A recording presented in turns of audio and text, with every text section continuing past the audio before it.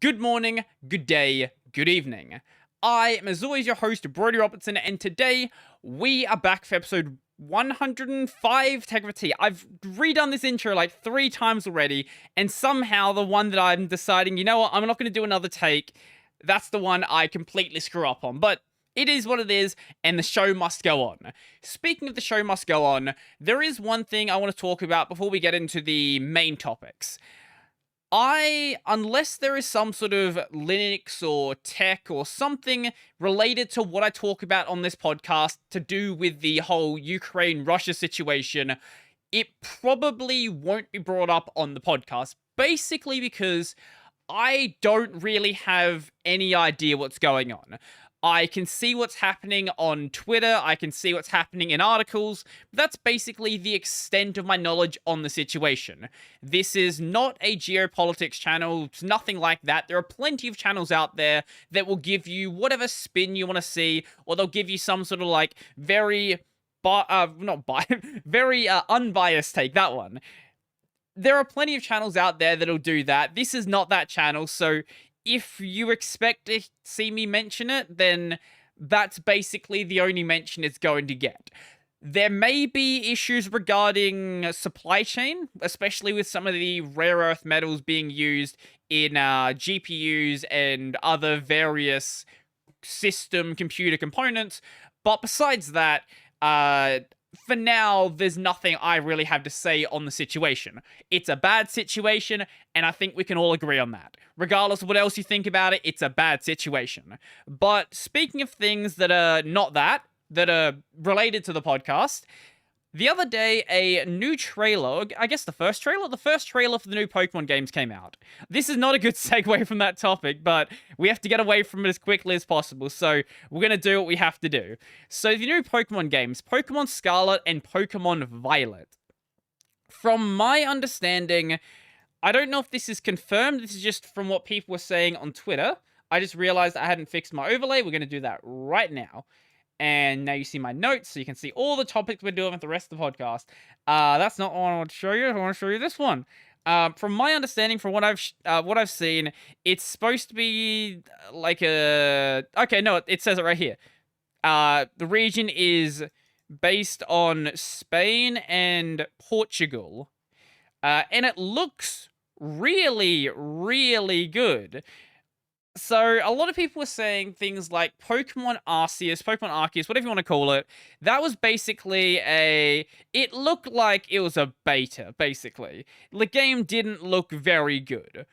What I think, because that game was developed alongside these games. What I think the case is with these games is that game was effectively developed as I guess a tech demo?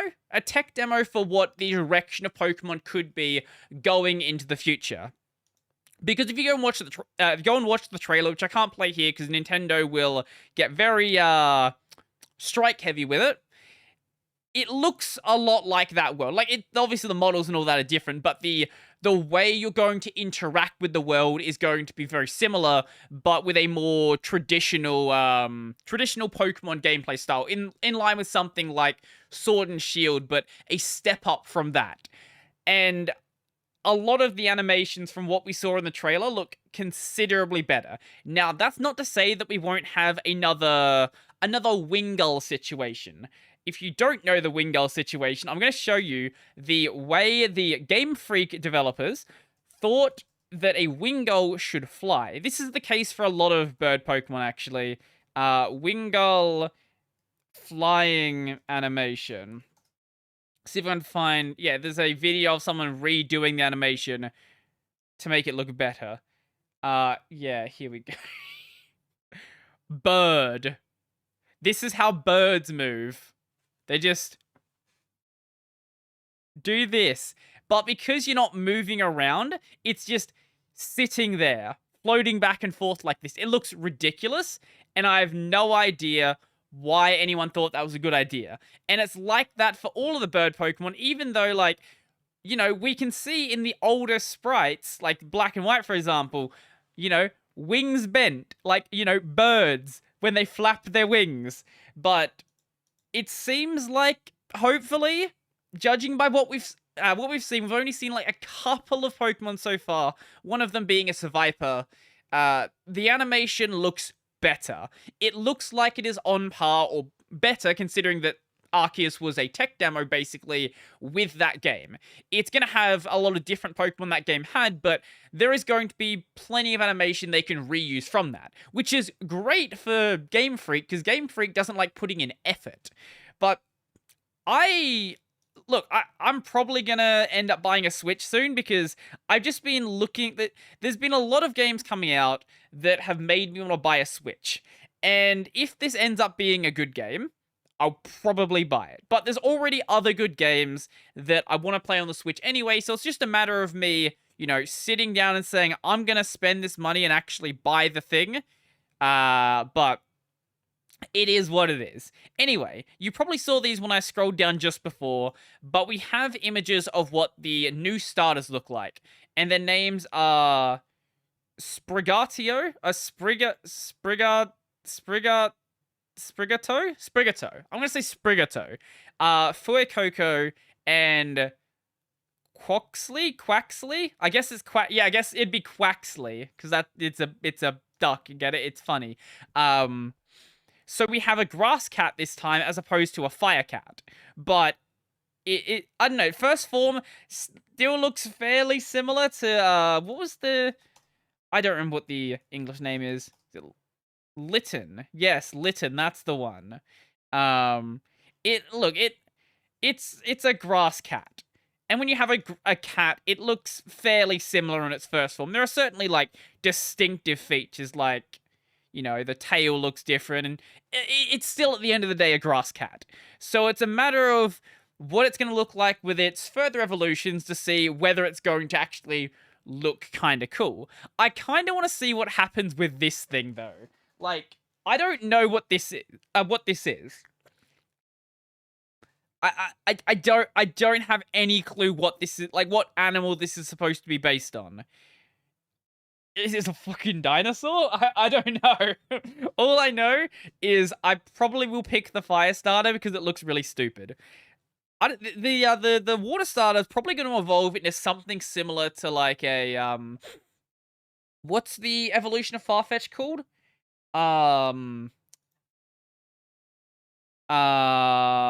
Farfetch Pokemon. I only know the Japanese names, and I'm sure that most people don't. Like I know some of the non-Japanese names from like when I played in the past, but what is the evolution called? But ever since watching the anime of the newer stuff, my brain, there's nothing in my brain besides the Japanese names for newer Pokemon. Let's see. Where the hell is... Oh my god, there's so much information on this page. Show me the evolution. If I search for evolution on this page. It evolves... No, shut up. Don't tell me it doesn't evolve. Surfetched. There we go. Shut up. There we go. Surfetched. I was gonna say... Right, that's the Japanese name. Negiga Knight. Anyway. I imagine it will evolve into something similar. It looks like, a presidential... It looks like a presidential bird, doesn't it? Bit of a presidential bird. It looks like a knightly bird, you might say. I don't know. If I do end up playing this, I'm gonna pick the fire starter just because I want to. I have to look at its face. It's adorable. But one thing that a lot of people have been sort of not super happy with is the way the character models look. Pokemon Scarlet and Violet, main character. So I feel like Arceus did a really, really good job at making the character models look good. If the rest of the game looks trash, the character models look really good, you have a lot of customization, and it really fits with the Pokemon art style. Like, you take those models, and you say this is from Pokemon, I'd be like, yeah, probably is. That makes a lot of sense. But they're not great. Where is the picture? Show me the picture. There's probably going to be customization, Uh, but even so, show me the damn pictures, damn it. Yeah, here we go. The character art looks fine. It's the 3D models that are a problem. Someone described this to me as basically the Apple emoji. And you know what? They kind of do look like Apple emojis, don't they? Where's the other one? There's a picture for both the male and the female character, but it's not showing it here. Is that gonna show me the bigger size? Yeah, here's the male one. It's not good. It's really not good. But then look at the ground. The ground... This is clearly a beta trailer or an alpha trailer, so I'll give it that. But, like, I really hope they completely scrap these character models, because they don't fit what we have sort of established as a Pokemon game. If they'd basically just taken the models from Legend of Arceus, I don't think anybody would complain. Like, you can make some really cool looking characters in that game. Legend of Arceus character customization. Here we go. Like, look. You look at this, and you're like, yeah, that fits the Pokemon universe. Like, I don't see anything out of the ordinary with that whatsoever.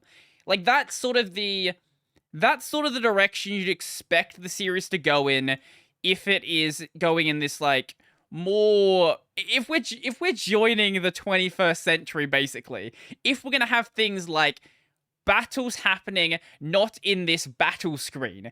If we're gonna have things like moving around during a battle. If we're gonna have things like, you know, exploring a world not being on a grid. Sword and Shield and then Legend of Arceus, I feel like, did that style well. But at the end of the day, this is still like a beta or an alpha trailer, so there's still plenty of time for them to redesign this. Honestly, I'm surprised they did this, because this involved work from Game Freak. Game Freak had to put effort into designing these models, rather than just using something they've already made. Which, I would like you to put effort in other things, but hey, effort in some way is certainly an improvement from Game Freak. That's certainly something. Game Freak is basically... I would say Game Freak is the laziest game developer on the planet. Like, since Red and... I guess Red and Green were the Japanese versions. Since Red and Green, they have been making the same game every single time. Sure, we've had spin-off games, but the mainline Pokemon games have been the exact same format every single time. Yes, there've had to be some reworks in art style and updates to the combat and new gimmicks added to the combat, like Z moves and Mega Evolutions and whatever the hell it was called. What was the gimmick in Sword and Shield? The gigantic Pokemon. Gigantamax, whatever you want to call it. Or, actually, no, that was for the special ones. Whatever it was called for the non-special Pokemon. The giant Pokemon, basically. But the whole, you collect 8 gym badges, you go fight the Elite Four, you fight the champion, and then maybe there'll be some post-game content. Like, that format has been the same. You have 6 Pokemon in your party. You have HMs. Actually, HMs have been changing. But the format's been basically the same. It's sort of the same problem that FIFA has. You just re-release the same game. Every so often you give it a bit of a graphics update and you give it a bit of a polish, but at the core, it's the same game, and there's not really that much room for creativity in that fashion. But if we're going to be sort of changing up the way Pokemon works, I'm happy with that. From my understanding, I haven't played it yet, but from my understanding, Legend of Arceus is a good game. It's a bit grindy, but it's a good game. It may need more content, but overall, it's a format that works. And it takes, you know, the idea of... It makes catching a Pokemon actually require some level of skill as well. Not, like, high level skill, but you at least need to be able to aim at something. So I kind of hope they keep that mechanic, because that actually is a good mechanic. If you take that mechanic that was from like Pokemon Go and then Let's Go, and you keep the ability, you keep the combat aspect as well, and you make it like an actual Pokemon game, all of that sounds good. All that sounds good. Like I don't have like I'm very much extrapolating what we see here, but at the end of the day, that's what this that's what the podcast is. Right, I mentioned the actual character designs for the characters, and there was a picture of it right there, and now it is gone. Where did it go? Here. Someone's comparing them with oranges and grapes. I don't know why, but like the character designs, when they are the 2D character, like 2D character art, looks good. Like, it looks great. It looks like a Pokemon game. I don't have anything to say there. But those 3D models are not good. And I really hope that's not how all the characters in the game are going to look, because holy shit if they do. Man, that's going to be it's going to be an art style that is hard to get used to. Even with like Diamond and Pearl, even in that case, like the remakes, the Shining Brilliant Diamond. I always get those backwards. Brilliant Diamond and Shining Pearl. Even in that case, with the art style looking a little bit funky, yeah, it still fit generally with what you with what you understood as Pokemon. I guess I didn't know how Pokemon Snap looked, but the art style in Scarlet and Violet is sort of like a worse version of Pokemon Snap.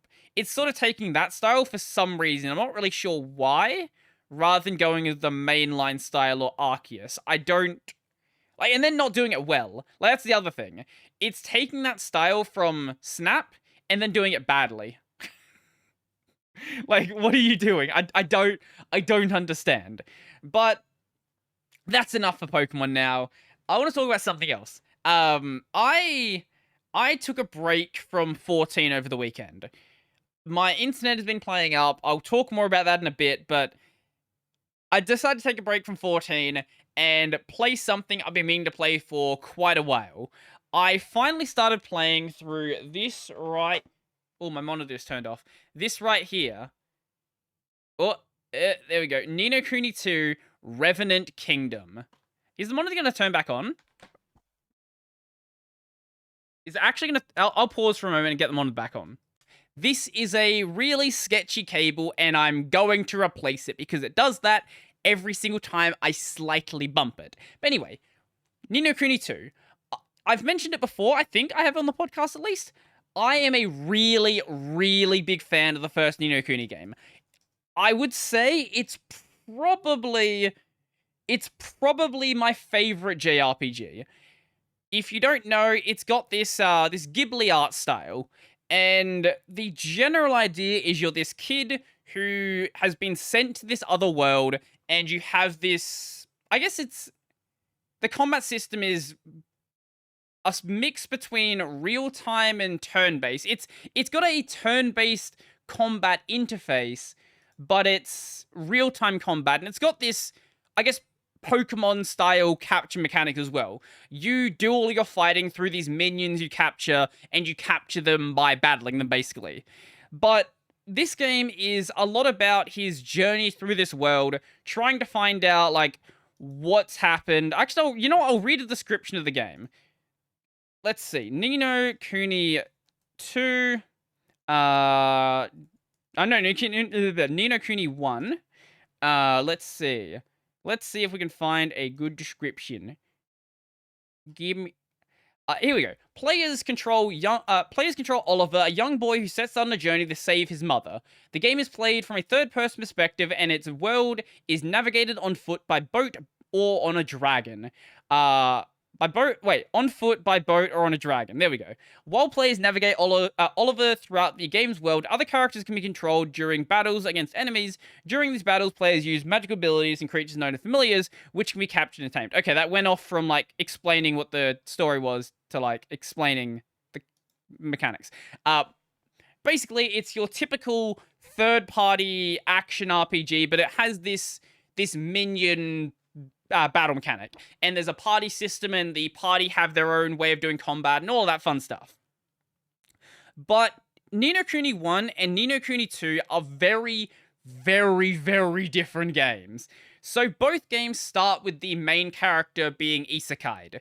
In the first game, you actually go back and forth between the, I guess, regular world and whatever the other world was called. I don't remember what it was called in the first game. In the second game, you don't. That's not the big difference, though. The first game is very focused on the characters, focused on the characters' journey through this world, how they sort of understand this world, how they want to, they want to save their mother.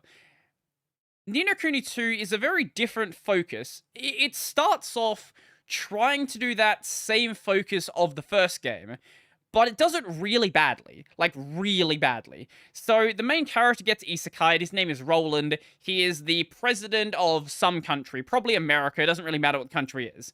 So, he gets isekai'd. And instantly, he's faced with Evan. This cat boy. He's faced with Evan the cat boy, who is the king of... the English name is Ding Dong Dell, because Ninokuni likes to give dumb puns in its translation, because the Japanese version also had dumb puns. I don't know what the Japanese name of the city is, or the country is, but anyway, Evan is the king of Ding Dong Dell, and you get isekai'd literally in the middle of a coup.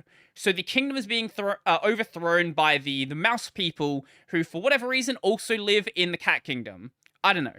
Cats and mice live in this kingdom in harmony, except they had a civil war like 50 years ago. Just accept it. But you're from, like, regular Earth, where there are not cat boys. You just see this cat boy, you're like, oh, okay, I'm gonna help you. Like, what?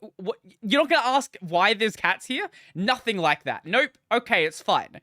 Then you, like, 5 minutes later, are shooting mice in the head, like mice knights in the head with your gun, because you kept your gun with you. Because, sure, no one's questioning the gun either. Apparently guns are in this world, but you're the only person who seems to use a gun. Also, doesn't matter. Basically, this game doesn't make any fucking sense until Chapter 3 or Chapter 4. So, during the first chapters, as you get overthrown, out of this, you get the kingdom overthrown, you get, ejected from the city, you, like, escape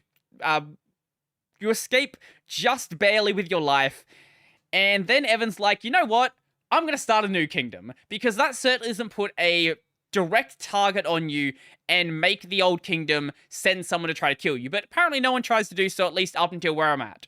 So he goes and says, I'm gonna make my new kingdom, and you basically go on this journey to build the kingdom. You're building, the English name is Evermore, I think the Japanese name is Estavania?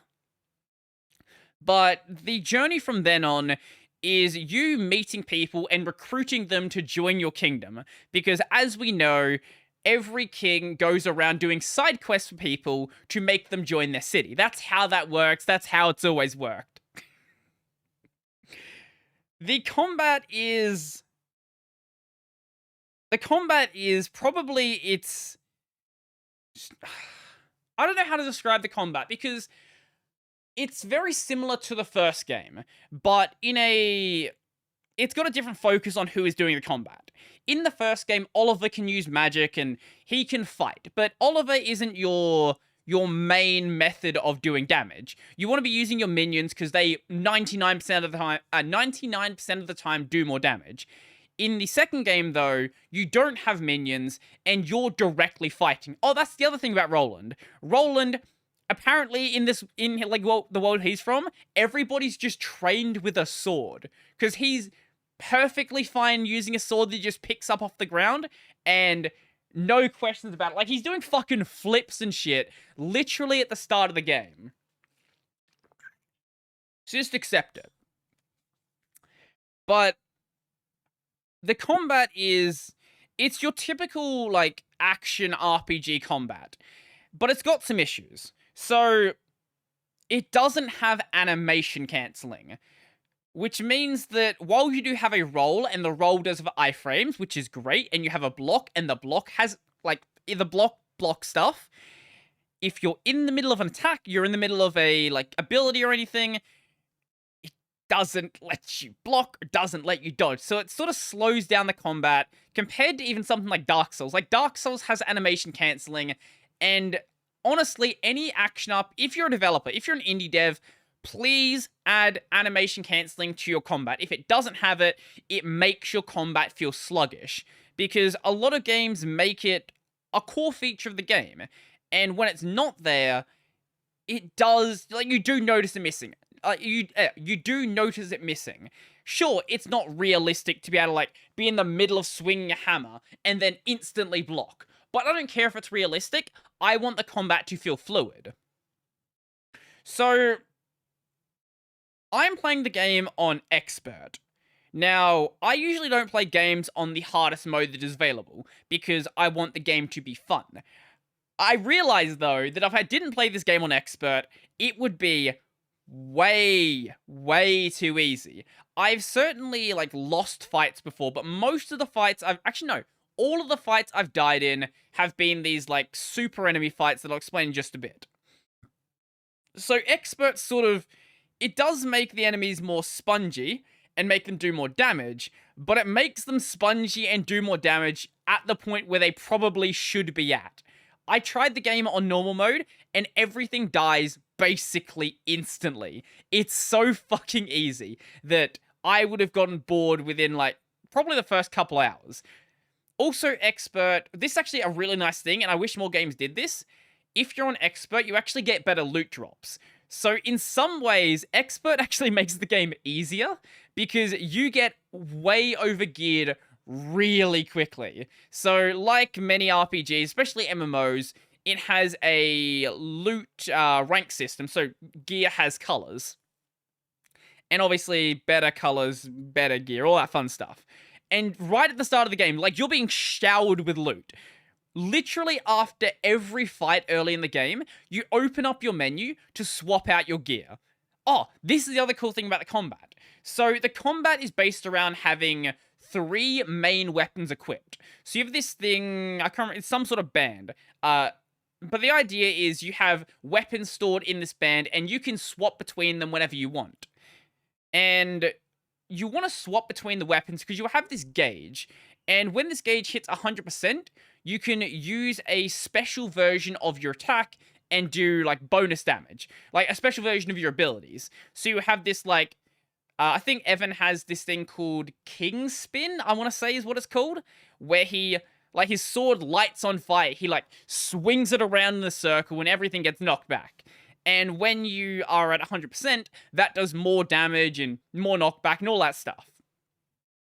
So basically, you go around between these kingdoms trying to recruit people, and usually the side quests you get are pretty straightforward. It's like, hey, bring me some grass green thread. That was one of the ones I had. Or bring me this item, or do this task for me. There have been some that have been more exciting. Like, there was this one kid who, he was a recruiter, a junior knight. Junior guard, not a knight. He was just recruited shortly ago, and he's acting like he's this full guard, and he is, like, in control of the city. Every time a tourist comes in the city, he accosts them, asking them for their papers. This city doesn't need papers to get into, and he's basically just being a nuisance. So you sort of follow him around, asking him what he's doing. He finds this couple, they're down this, like, side alley. He's like, oh, they're trying to overthrow the city. Like, no, they're just having a date. Then you go into the casino, and they're like, oh, this guy running the table here, he's trying to cheat people out of money. It's like, no, that's not happening. So you go and do his task. He eventually joins your city. Now, I want to talk about one of the type of tasks. fighting the, like, super enemies. So these are enemies you'll see around the world where they have this purple fog around them. And when you go up to fight them, the game will specifically tell you, hey, this is a really strong enemy. Are you sure you want to fight this? And you don't want to fight it at the level that it says the enemy is. So there's this one enemy that's level, I think, 22. It's this slime enemy, and when you fight it at level 22, you do 1 damage, and then 1 damage, and then 1 damage. And it has thousands of health, so you're never going to kill it. So you want to come back after you have, like, better gear, and you're doing, like, 30 and 50 damage, and can actually kill it. The problem... this is another problem I have with the combat system. Because you don't have that animation cancelling, the combat against some of the enemies feels really weird. So, against those slimes, the slimes don't telegraph most of their attacks. They do telegraph their jump attack, and they telegraph their spin attack. But they have this, like, spin attack where they'll, like, it'll, like, spin in a circle and hurt everything around it. No telegraph for it whatsoever. So basically the way you fight this thing is you get 1 hit in, roll out, 1 hit, roll out, 1 hit, roll out, because you have no idea when the attack's going to happen. And there is no way to block it or dodge it in time when the attack actually does occur. You just want to not be there when the attack happens. But then there's other enemies like there's a super version of the Skellyplasm, which is basically a big skeleton with a sword. It's basically a Dark Souls boss. It's really easy, because it really telegraphs. It will run at you, and just before it hits you, it does this big swing, and so whoop, hits the ground. Or it will do this swing where it's like, slice, slice, and you just, like, roll behind it. It's literally a Dark Souls boss, and I've fought plenty of these before. It has a lot of health, and it will literally one-shot you if you're at, like, level 30, even though it's level 23. But if you just don't get hit, you're fine. Oh, that reminds me though. So this game, obviously, like most RPGs, has an item system, and you can use items during combat. But it's got a really nice change to that I don't see most games have, which is limiting the amount of items you can use in combat. The only game I've seen do this is Genshin. Genshin. Sorry, my throat's playing up today. In Genshin, I believe when you use certain items, there is, like, a time limit until you're allowed to use it again, or you're allowed to use a certain amount, and then there's a time limit. In this game, you can use, say for the first healing item, you have 8 of them, and you can only use 8 during this battle. Or with Angel Tears, which is your party revive item, you can only use 3 of them. Things like that. It makes it so you can't just go and buy 99 heal items and 99 revive items, and then win literally every fight in the game.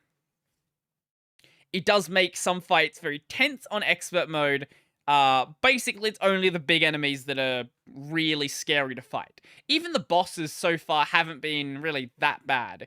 Most of the bosses you can cheese in some way. Like, you fight this dragon, and the dragon boss is so... It's really, really broken. So you get this dude who can wield hammers and axes, and he's got this spin attack, so he'll, like, fucking spin to win, and at the end of the attack, he does this, like, swipe up attack, and it knocks back the enemy. Now, when you do this on this dragon boss, basically, it puts it every single time into its stun state. So it stuns it, you get some hits in, then the dragon flies into the air and basically shoots down, like, fire meteors. You just don't stand in the way. When he lands, you spin again, he stuns, flies up, does the meteors, lands, spin, stun, fly. Keep doing that until he's dead. He literally cannot hurt you when you get him into that loop. It's really not a good fight. That's one of the times where I felt like I should have been on, like, normal mode, just so that fight didn't take such a ridiculously long time. But I mentioned the kingdom. So the kingdom isn't just something that gets, like, upgraded as you go through the story. You actually have to spend time upgrading the kingdom. So to upgrade the kingdom, you get these things called King's Guilders, and it's a fucking mobile game system. You don't spend actual money, you just wait real time. And because of that, things can't be super expensive, but you build things in your kingdom, and then you will get more King's Guilders. I think right now, every hour I generate 11,000 King's Guilders. So when I get those, I can then spend them on buildings or spend them on doing research. That's the other thing. You can research upgrading, like better weapons being available, better armor being available, better spells being available, better items you can search for. You can even do things like researching the ability to move faster on the world map. All of that stuff's really cool. Then you get to the second stage, and you're like, holy shit, this got a lot more expensive. So you start with, I think, 17 buildings, and they all cost, I think, 100 or 120 King's Guilders to build, or 240, something like that. Like a really small amount. Second stage, it's like, oh, there's 45 buildings now. My computer just slept from it. Why did my computer go to sleep? What? Why did it go to? I'm literally recording something. Why did it go to sleep? Okay, whatever. What was I saying? King's Guilders. Right, 45 buildings, and they all cost like 1,000 each. There's one bit you have to build, which is a square, like a town square, and it's like 24,000 King's Guilders. But it also gives you a massive increase in the amount of money you can generate. So it's probably worth it in the long run. Now, when you're recruiting people to join your city or your country, whatever you want to call it, all of these people have different skills they have. So one of the first people you get, this person that came from the Sky Pirate Village, because yes, you're also allied with the Sky Pirates. Sky Pirates are pirates that fly planes, because of course they do. They fight the wyverns, because of course they do. Anyway, the daughter, which I'm forgetting the name, Tani. Tani is really good at, like, mining. So if you put her in the mining camp and you just make her mine to the end of her life, she just generates you more resources from that. Her father, Batu, he is a good military strategist. So you want to put him in the barracks. I think it's the barracks you want him to be in. But as you get more people, you notice that some of them have skills that don't align with any of the buildings you have.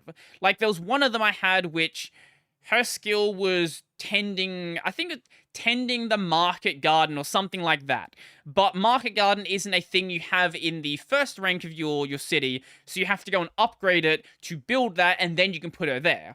And everyone is like that. They have their own skills, but when you have a small number of people living in your city, you sometimes want to move people around to, I guess, change out the... Oh, what's the word? To use their stats in other places. So there is a stat system for research. Like, you might need 150 magic knowledge. I think they actually call it IQ.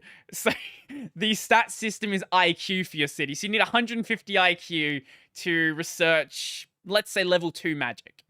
And sometimes if you don't have 2 people that specialize in a building, you can still move them over because their stats still like align with what you need. But some buildings, like the general store, and I think you can build a cafe. There's definitely a general store and a restaurant, not a cafe. And specific people have to work there. So you meet this cat, like this actual cat boy, not like cat boy with cat ears, like actual, this is just a cat who wants to be a chef. And you put him in the restaurant. And you meet Geril, who she ran the general store back at the Sky Pirate Village, and now she runs the general store in your village. And there's lots of things like that. Now, to replace the minion system from the first game, they didn't completely eliminate, like, some sort of minion system. You still have minions, you just don't recruit them in the Pokemon fashion, where you fight them and they join you after 1,000 tries to get it. In this case, you have the Higgledy-Piggledy system, which is very similar. They don't directly fight for you. They are these little minions that sort of run around the field. I'll see if I can show you what they look like. Ninokuni 2, Higgledy. Higgledy, Higgledy. Higgledy, here's a Higgledy. Look at the Higgledies. They're weird and adorable. And some of them are smug. But also some of them have demon horns, apparently. But basically, the way you recruit these, so there's two ways. You can either find Higgledy stones in the world, and for a Higgledy stone, basically it gives you this little riddle. It says, hey, do you have the thing I want? Do you have the thing I need? And then they'll explain some item. Like, maybe they'll say, I like the vegetable with the yellow things where the vegetable with where are only the yellow things on it. So what they mean there is they want corn. Or they'll say, I want high quality cloth or something like that. And you want to give them the item that they want. To make it easier, the game does limit the section of items that are available to items in that class. So if they want wool, it's going to show you the different variants of wool. If they want a fruit, if they want wheat or things like that, it's going to tell you like the specific category that like they actually need. So you can't just waste all your items trying to get this. The other way to generate these Higgledies is by going to your, what is it called? The Higgledy brewery you have in your city. And that is being managed by a character called Auntie Martha, who you meet like right at the start of the game, and she's like, you know what, I'm gonna join your city because why not? This sounds fun. So she runs that the Higgledy brewery or whatever it was called, and you can brew up more Higgledies because I guess you brew up Higgledies. And that place is also used to level up your Higgledies. So you don't level them up through combat, you level them up by feeding them food. Basically, you give them a mukbang. So let's say there's one that likes wheat. The different tiers of wheat give different amounts of experience. The higher tier wheat gives more experience. So you want to preserve those higher tier items, or maybe you want to just get rid of all your low level ones if you don't need them. Basically, it's a way to sync items that you don't need. But because you have those systems in the city to generate items, it's not really that big of a deal. As long as you're going back to the city every so often to, I guess, collect the items that are being generated, you're always going to have enough to get everything you need done. Now, was there anything else I wanted to mention? I don't really know. Honestly, I could talk about this game for a while. I played it for like 25 hours of the weekend, which is a really long time for me. Like, I'm also in the middle of watching Mr. Robot as well. So basically, my weekend, while the internet's still being trash, has been playing Ninokuni 2, watching Mr. Robot. And you know what? It's been a fun time. I've enjoyed it. I'm gonna keep playing Ninokuni 2. I still love it. I don't know whether I like it as much as the first game, but I feel like now that it's focused more on the city rather than the characters, which it was doing a really bad job at, it's taking a much better direction now. And we're just about to unlock the boat, so we can go over to Hydropolis, which is the city of water, if you couldn't tell by the name Hydro. But when we unlock the boat, that means we'll be able to go and explore some of the caves we couldn't go to before. So it opens up the world as you go. And presumably, I've noticed that something, like some chests are located on mountains. I imagine, like the first game, you're eventually going to get some sort of flying system. Probably not a dragon like the first game, but it'll have something to let you fly around, which will be good because it means that you can travel around the world quicker. Oh, I completely forgot about one of the other main systems. Is it called it's not the war system, is it? Skirmish system. The skirmish system. So basically, oh, I also forgot like the main overarching plot of the game. Yeah, we'll do that as well. So the skirmish system is a really interesting one. Basically, you're a king, so you have an army, and sometimes people try to come and like overthrow your kingdom. They don't actually like show up to overthrow it. There's like a little stand there, and they'll stand there until you go and say, I want to fight you. So when you go and select to do a skirmish, basically you have these little chibi troops around you. Let's see if I can find a good picture of it. Here we go. This might work. So you're standing in the center and you have these troops standing around you. And you can, like, sort of select where they get located. They're always going to be located around you, except for certain units which can go off in their own direction. And they have their own different specialties. So you have swords, which are good against hammers. Hammers are good against spears, and spears are good against swords. And I don't know what guns are, like, what guns and arrows are good against, but I think they might be strong against everything, but also weak against everything as well. If I think that was the case, but I'm not totally sure. Or they might just be neutral. They could be either. Basically, you just want to make sure you're matching up the units that the enemy has with the units that you have. But to make it a bit easier, actually really, really easy, you have these unit abilities. So one of the abilities you have which breaks the game from one of your first units is the ability to call in a fucking airstrike. So the Sky Pirates apparently have a unlimited supply of bombs, and they'll just fly over and just destroy the entire enemy team that's standing in front of you. And if you sort of group the enemy in a small location, you can actually win a lot of skirmishes with a single strike. It's not a good system, but I abuse it a lot.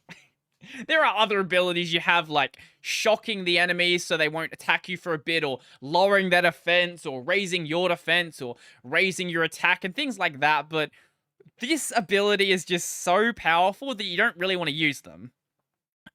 But you only have a certain amount of points you can spend. So the points you can spend are referred to as military might. So, depending on the skirmish you're doing, you'll start with a different amount, and you can actually pay King's Guilders to have a bonus amount. If you have extra King's Guilders and you want it to be really easy, that's a good way to do it. So, you go into these fights, you spend your points, but your points are also used to pay for your minions themselves. So, or pay for your units themselves. So when the grunts of your units die, so each unit has a captain, the captain doesn't die until all of the units are dead. While the captain is alive, you can pay military might to regenerate the minions you have in your units. And you want to do that because you don't want the captains to die. Because when the captains die, then everything becomes much harder. Basically, that's the idea of skirmishes. I think skirmishes are a really cool mechanic, and I think it does make up for the lack of some of the extra things the first game had. I think the higgledy system, along with this, it's a good change compared to the Pokemon system it had for the first game. The first game, my problem with the system is some cases, because it wasn't really a Pokemon system, where you threw something at them to catch them, you had to defeat the enemies. So, when you're trying to grind out some of the rare enemies, which were really powerful, there were cases where it might take a very long time. Like, I think I spent, like, maybe 8 hours grinding out one of the endgame enemies. And I'm very happy I don't have to do that again. I'm very happy that I can just swap in party members, make sure they geared up, and basically be good to go. Sure, you might want to spend some time, getting some money to pay for the gear or anything like that, but for the most part, it's a much more convenient system. Now, I didn't mention the whole thing about Evan's ultimate goal. This game is basically about setting up a one-world government. Like, I'm not even joking. I wish I was joking. Evan's goal is to be the king of the world. He wants to be the king of the world to stop all wars, which doesn't make any sense because there is a section when you go to the city called Goldpaw, and you go into the library there and you read about the history of all the countries in the world. Every country's had civil wars. Like, they've had wars between each other, but they've all had civil wars. So, like, yeah, you know what? If I have a one-world government, that will end war. Like, what are you talking about, Evan? What the fuck are you talking about, mate? Like, did you even read the same books we did? Because I don't think you did. If you did, you probably wouldn't be saying this. So I stopped playing Final Fantasy for a week, and this basically just becomes a Ninokuni podcast.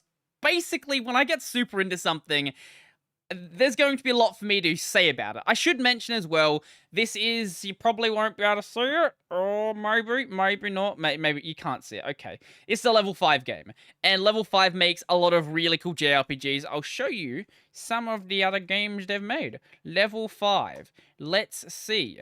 Level 5 company, let's see what else we have people might recognize. Dragon Quest 8, Dragon Quest 9, the Ninokuni games, the Layton games, Yokai Watch, and anything else fun?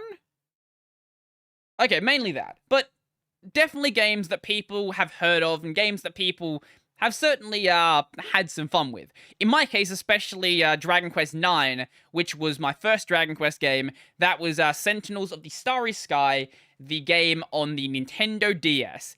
And honestly, I kind of want to go back and stream some Dragon Quest. When I eventually, like, get in the new place and I have a good connection again, I'm excited. There's a lot of stuff that I want to stream. Right now, because the connection, I've literally got like a 0.7 up right now.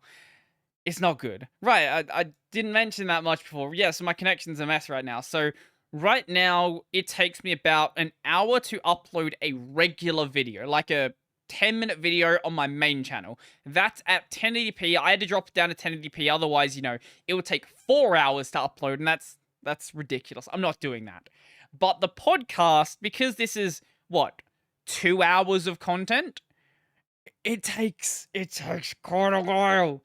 It takes, anywhere from, like, 8 to 10 or 12 hours. Like, I just leave it online.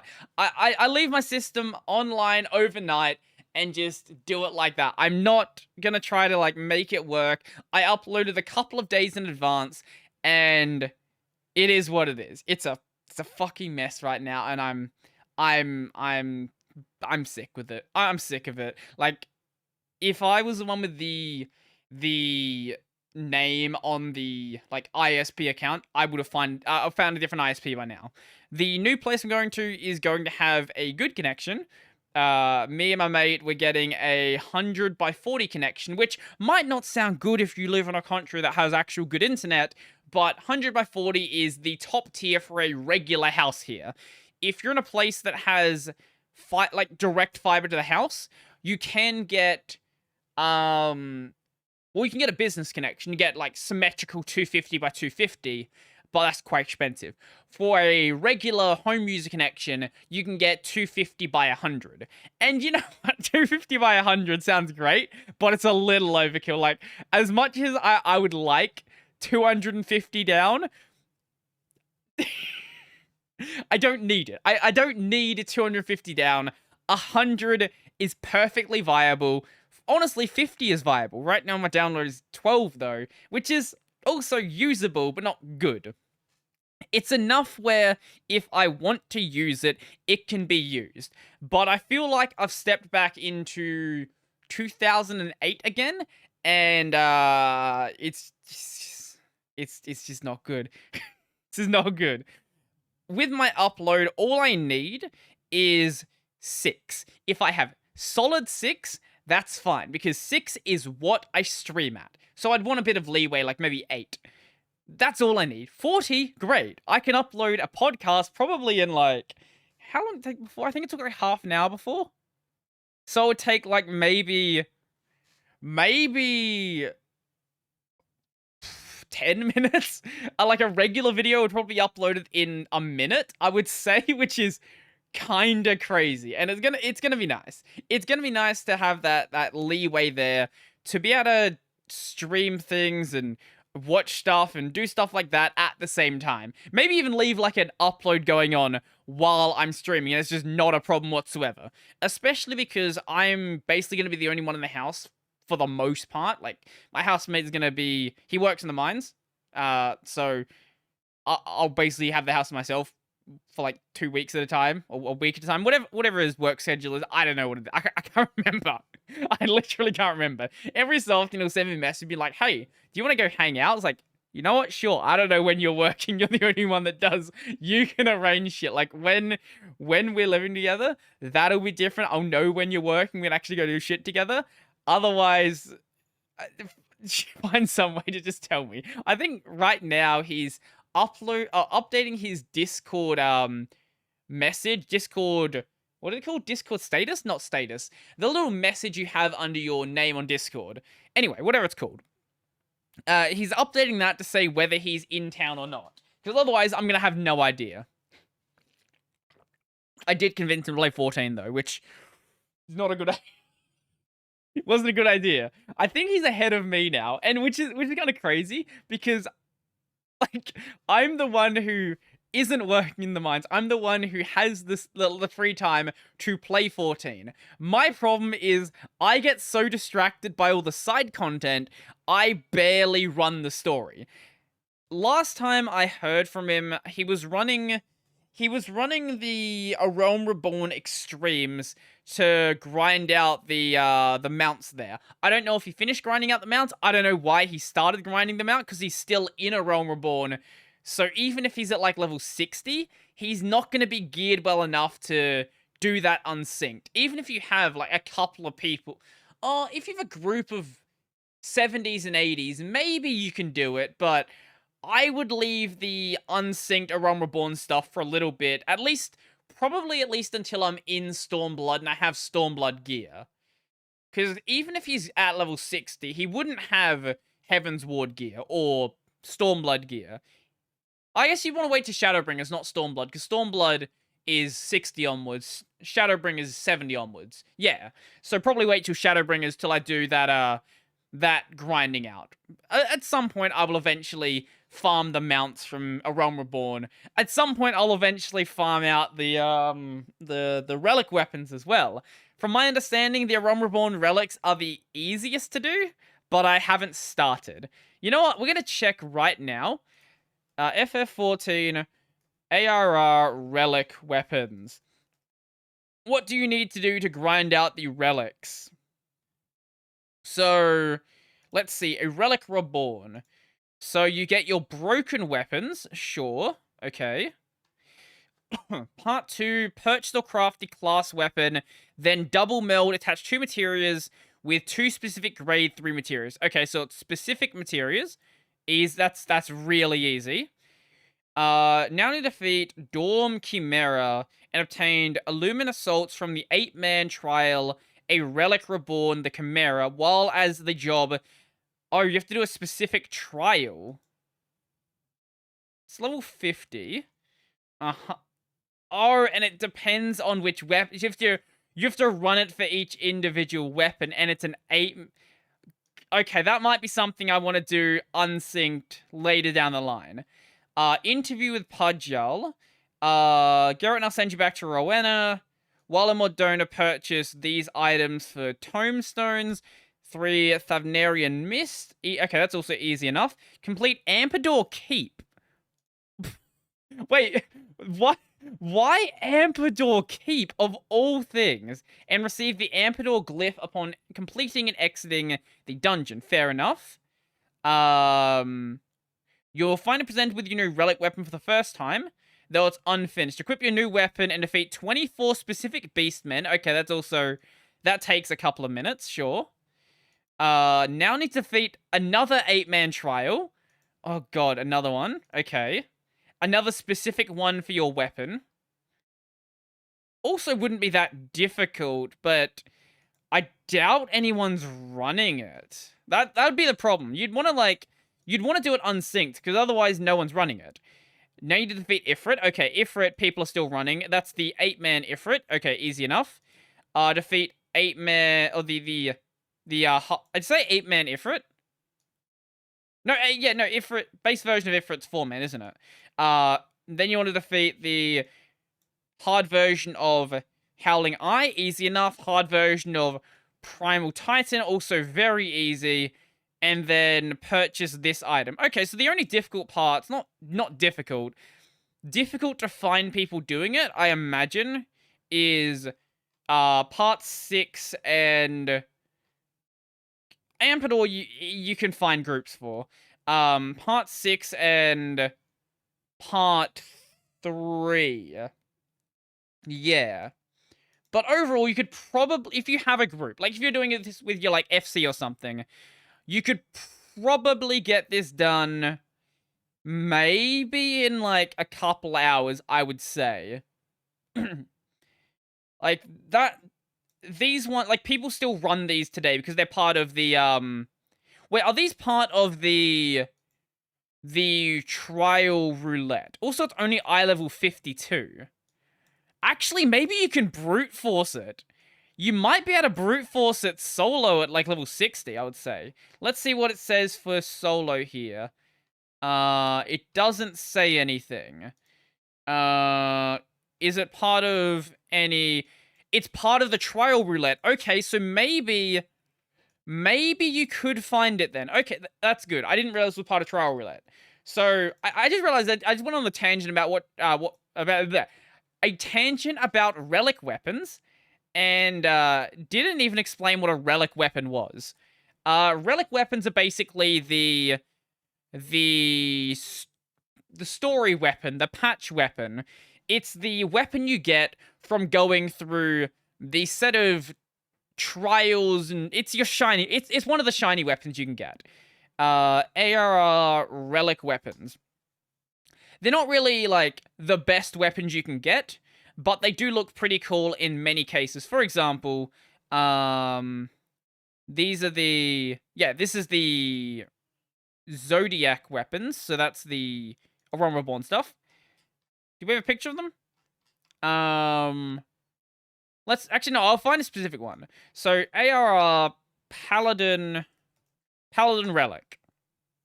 Here we go. So these ones here. So you get these glowy sword and this glowy shield, which looks pretty cool. And there are different like forms of the relic, different forms of the relic weapons as well.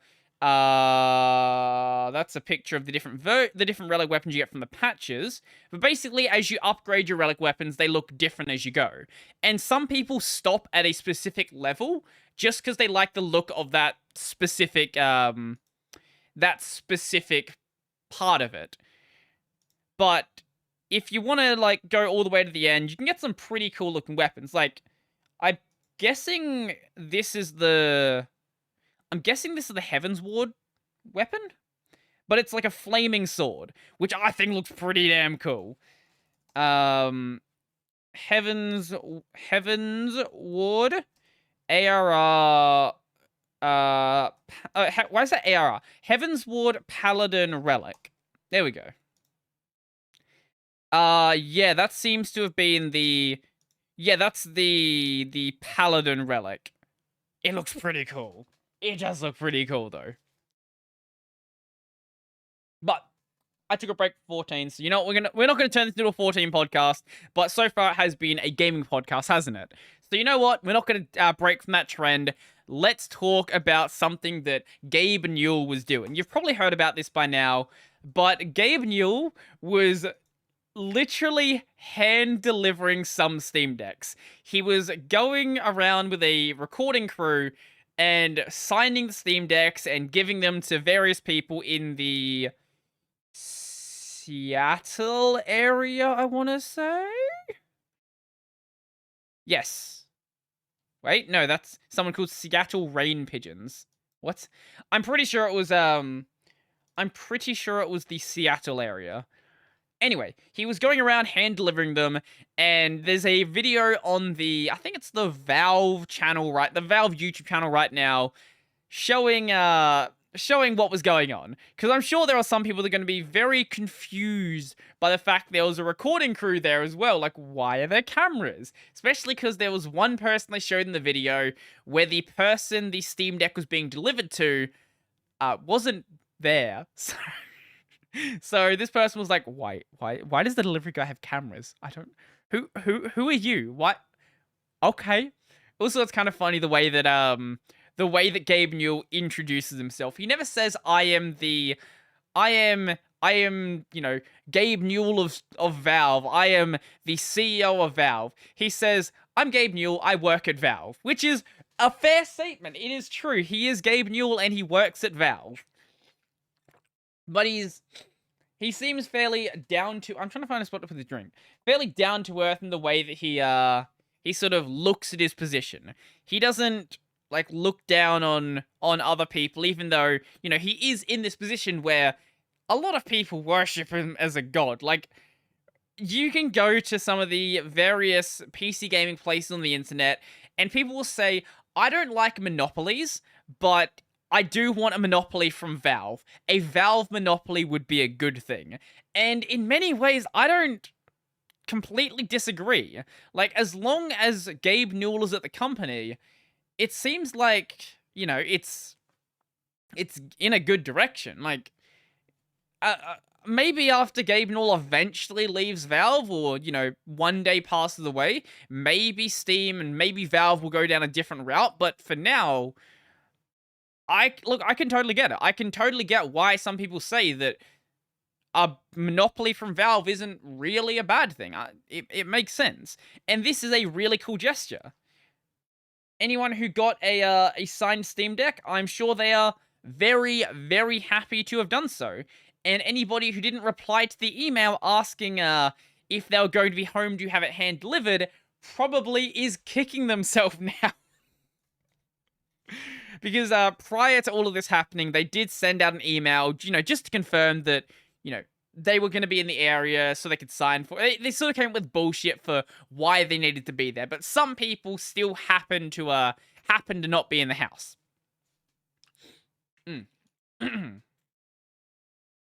Now, what else do we got? I want to talk about this sketchy cable. So, you might not think the cables are very exciting, but apparently, Linus Tech Tips has somehow managed to make that possible. If I touch this cable that is connected to my monitor, let's see, is it going to turn off? And it's turned off.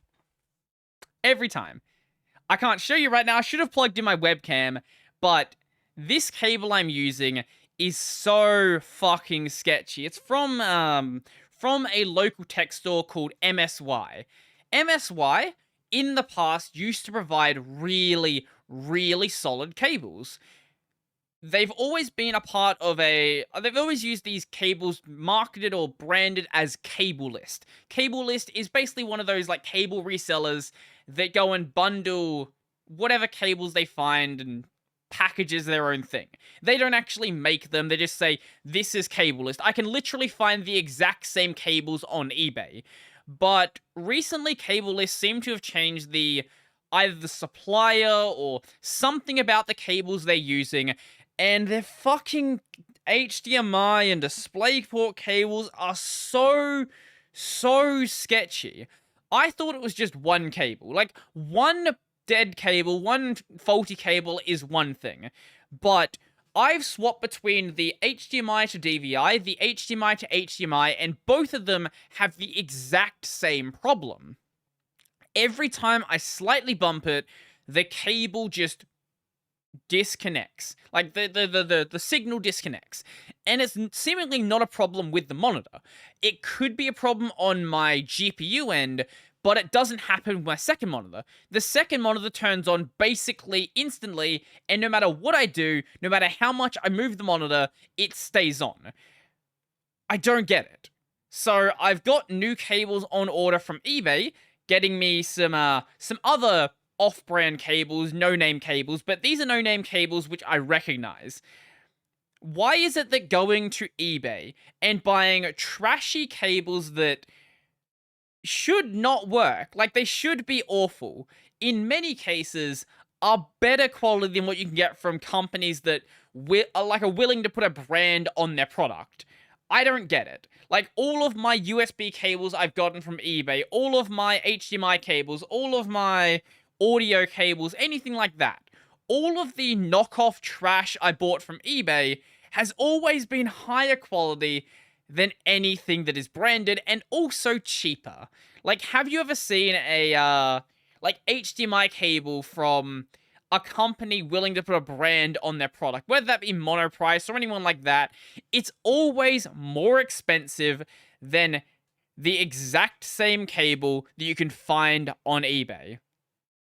Because brands typically imply quality, and people are willing to pay for quality. But in many cases, I don't want to throw Monoprice under the bridge. Monoprice isn't a thing in Australia, so I have no idea if their cables are any good.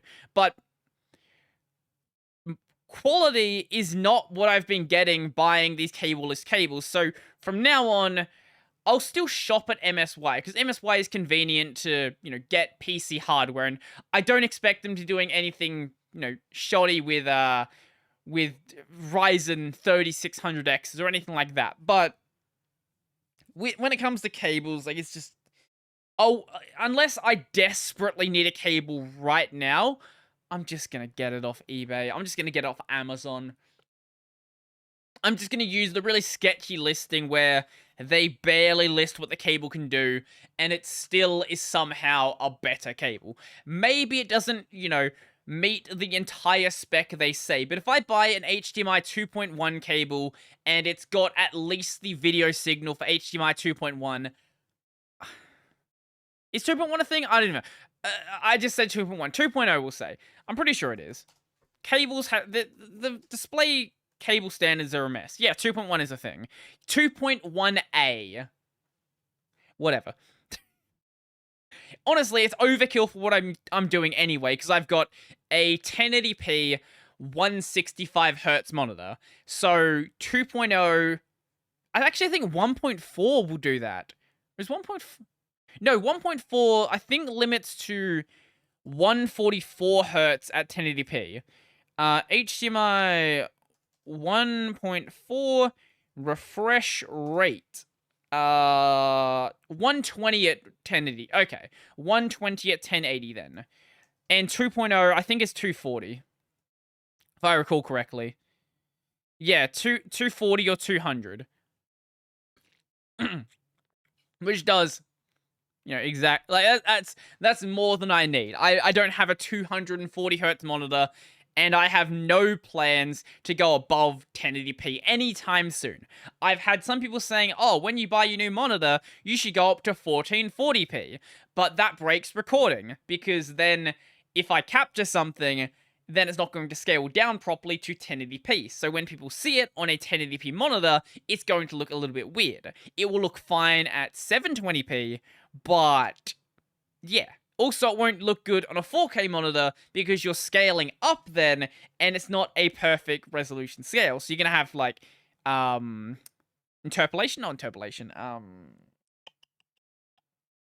visual guessing of some sort. Compression artifact. No, not compression artifact. Scaling artifacts. Something like that. I'm going to stick with 1080p. That's my plan. So 2.0 is good. Is good, and my cables are good. Like, I've had... Actually, here's one thing. I've had a cable list cable from the old cable list for 5 years, plugged into my TV, almost being used every single day. Never a single problem with that cable, and it's a long cable. Like, that's a 4-meter cable or something stupid like that. Never a single problem. This cable I buy 3 weeks ago. Issue. Of course. Because why not? It's fucking dumb. This is really dumb. Anyway, talking about things that are dumb, Elden Ring on launch day was a little bit of a mess on Linux. So now it's working. Like, right now, you can play the game and you can play it online. EAC is working. It's a Steam Deck verified game, and everything is good. The only problems we have are the same problems that Windows has, where it's a horrible port and runs like arse. I can't play Elden Ring on my system because my system, it barely meets the minimum specs. But if we go to ProtonDB, scrolling down to the end of Elden Ring, we're going to notice there was a section there where the game wasn't working. Now, the reason why it wasn't working is kind of amusing. Yeah, right now it's got a gold rating, and it's going up every single day. I wouldn't be surprised if it goes up to platinum, as of Mars 28. When I encounter an enemy, you drop frames. I'm pretty sure that happens on Windows as well. What are you running? You're running a 6600 XT. Well, you're meeting the minimum specs, but, like, you're not running the game super well. Game does not start, EAC splash screen. So the game also only works with the absolute latest version of Proton. There's no way you're using experimental if that was breaking, because everyone's using experimental when it's working. I imagine they thought they were using experimental, and it didn't fix it. But if we go right down to the start, let's see if we can find it. We're gonna be good. Here we go.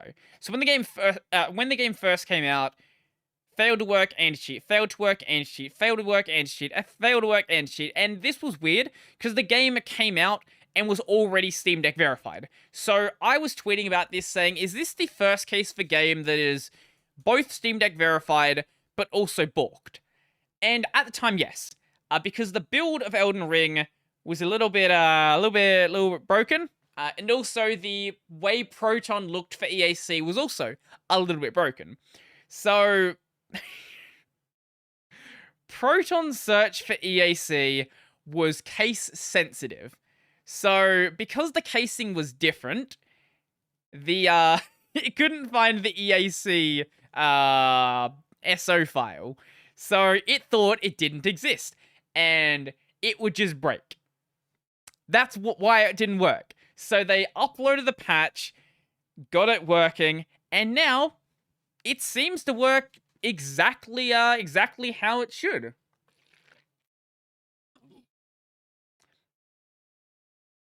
You can play multiplayer, you can play single player, you can play online, you can play offline. One of the original fixes for this game was forcing the game to play in offline mode because it didn't care if you had an internet connection or not. If you did, it would do EAC. If you didn't, it was like, okay, well, you don't have a connection, you can just play the game fine. Which I think is good, and any game that does happen to use EAC in a single-player context, I don't think it should, but if it does, please just let the game work if it is in a offline mode. I can understand EAC being involved in single-player because of the way that multiplayer works. People can just randomly invade your world.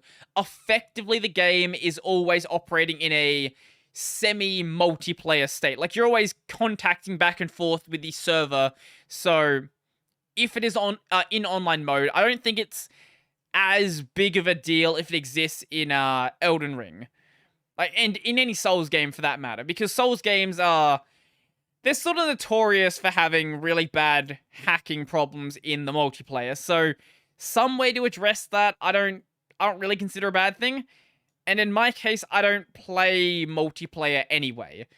As long as I literally played through all of Bloodborne with offline mode, like in offline mode, because I literally don't want to be invaded. I think invading is a bad feature. And you literally should have a toggle in your option that says invade or not invade. I shouldn't have to go through any hoops or anything like that. Literally just let me say I don't want to be invaded. I don't care about joining any clans in the game that might be hidden down some random path. I just don't want the feature. If I want to play multiplayer, I will play multiplayer. If I don't, then I don't. Judging by... actually, I thought there might have been... specific, or not specific issues for Linux, but it seems like some people are saying there may be. Hey, I've been playing Elden Ring on Windows and also on Fedora Linux. I have some interesting results. First, I have a better, it might be better on, lower stuttering, amazingly fast load times on Windows. Yeah, so it seems like in some cases, it may be running better on Linux, which seems strange to me, but hey, if it's working well, then that's good. Pretty sure Elden Ring did not officially release for Linux. Not a surprise that it's buggy. You know it's literally Steam Deck verified, right? Like, you have no idea what you're talking about. Oh, that reminds me. I saw a comment on a tweet about Apex Legends. So Apex Legends is now supported on Linux because they finally went and finished off their EAC testing branch, their Steam Deck testing branch, and you can play the game fine on Linux now, which is really, really, really, really cool. I don't know if it's going to keep working between updates. I hope it does, but hey, it's really cool nonetheless. But someone commented on it saying, I didn't realize that EAC doesn't work on Linux. How would the game work on Linux? Like, have you been living under a rock for like 4 months? EAC has been supported on Linux for a while. Like, this has been big news. Right now it's got a bronze rating because previously it was balked, but I wouldn't be surprised if this ends up scrolling all the way up to gold or even platinum. Some people are saying there are issues with performance. There are shader cache issues, so maybe it'll end up hitting like silver, but shader cache issues can be addressed through patches, and considering that they went out of their way to add in a Steam Deck testing branch, they probably are gonna try to make sure it works well on Linux. Once again, I've talked about Apex before. I don't care to play Apex. It's not a game that I am even remotely interested in. But I do like games that people like to play being available on systems they want to play them on. And people have been asking about this game for quite a while, so it is really, really cool to see. It is kind of sad to see that on the Proton homepage, they've removed the bar graphs showing which games in the like top 10, top 100, top 1,000 games on Steam are supported under Proton. Now they've just completely replaced it with the verified and verified or playable, and then games on Proton DB, which I think is a massive downgrade, and I have no idea why they ever decided to do this. Like, this is a really stupid change, and I want my bar graphs back. Or, like, at least some page on the site that has the bar graphs there, because they were really useful.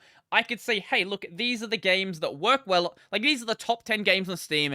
Here are the ones that work. Here are the ones that work well of that list. That was a really useful bit of information, and now you sort of just have to go and find out what the top 10 games are, and then go through, like, the different pages and work it out yourself. Like, it just makes it less convenient, really for the sake of just making it less convenient. I don't really know why besides that. Maybe there was a reason why they removed it. Maybe there was some, like, Steam API querying issue, possibly. I guess that could be it. But besides that, I don't know what it possibly could be. And because we're on the topic of the Steam Deck, I want to talk about a slight issue the Steam Deck was having. That issue being stick drift. Stick drift, because it seems like no matter what you build nowadays, if it has a joystick, it's going to have some level of stick drift. But in this case, it wasn't a hardware issue, which is really nice, and it's been patched through a firmware update. So Valve calls it a dead zone calibration issue introduced in a recent firmware update. So basically, it was fine before. They updated it probably sometime in, like, since the release. Oh, probably not sometime since the release. Probably sometime just prior to release, and introduced a bug. So there is a video here. This is, I guess, a testing utility built into the Steam Deck, or built into the Steam UI. And on some occasions, you might be able to see that there. You won't be able to see it now. On some occasions, when you move the stick, it doesn't instantly center back, which in games is a big problem. Even in UI is a big problem. Like, if you let go of the stick, it might just keep scrolling. I've noticed that my PS4 controller, in some cases, seem to have some level of stick drift, and it's annoying. But now they fixed it, and I guess it snaps back into the center where it should be, which is good, and it's very good to see that problems like this are being addressed, and problems like this can be addressed, because there are obviously lots of hardware out there where when the stick drift happens, it's not a software issue. Like, it's just a problem with the hardware, and you either have to live with it, or get it replaced, or buy a new one. That's pretty much all you can do. But one of the things that Gabe Newell said is he's really interested to see how people are going to use the Steam Deck, and what's going to happen now that it's in the hands of actual people. Because it's all well and good to say, here is the set of tests that I've run, here is the software that I've written, here are the games that I say are supported, But when you take any sort of software or hardware outside of a testing phase and give it to actual users, they will break it. There's always going to be something that you do not pick up in testing that is going to be found day one by the users. Whether it's some sort of, input issue, whether it's stick drift like we're seeing here, whether it's, games showing prompts they shouldn't be showing. Like, that was actually happening with the early software being used by Linus Tech Tips. There were some games that were being detected as not being supported through Proton, but not giving you a reason why, but then the game just launched anyway. So, the software certainly still had teething issues, and it still has teething issues, and it probably will for quite a while. Probably at least until, we see a Steam Deck 2. But it's really cool to see the Steam Deck, people are liking the Steam Deck. It's actually really cool to see, not just the fact that, oh, we can install Windows on it. Just liking the fact that the Steam Deck is it's a console that supports games. It's a handheld gaming console PC thingy, whatever you want to call it. It does have issues regarding battery life, but we already knew about those issues. I don't think there's any... No, I think some of the other handhelds do have better battery life, but then they sacrifice performance. But I'm really interested to see, what's going to happen in the long run with the Steam Deck, and not just the Steam Deck, with this new device class we are seeing. Is this going to be a device class we see going into the future? Are handheld gaming PCs and handheld PCs in general going to be a thing that people actually want to use? Because you might think handheld PCs are weird, but this is a problem that's been thought about literally since the idea of portable computing became a thing. Since the early days of laptops, people have been trying to make computers as small as possible, and there are devices back from the early 2000s and 90s which are portable computers. They are garbage, and there's a reason why they didn't catch on. But nowadays, with the level of hardware we are seeing, it's kind of crazy what's available. Now, I'm just looking at the SteamOS page, and it still says Debian 8. Debian 8 Jesse.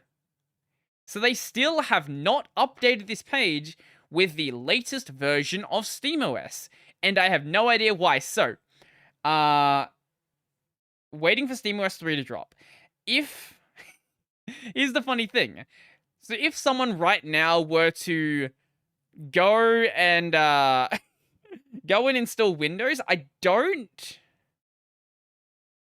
Okay, so there is a repo. There is a repo, but they don't have a website for it, so... Okay, you can get access... Wait, no, that's an old version. That's in 2019. What? No, that's the old SteamOS. Okay,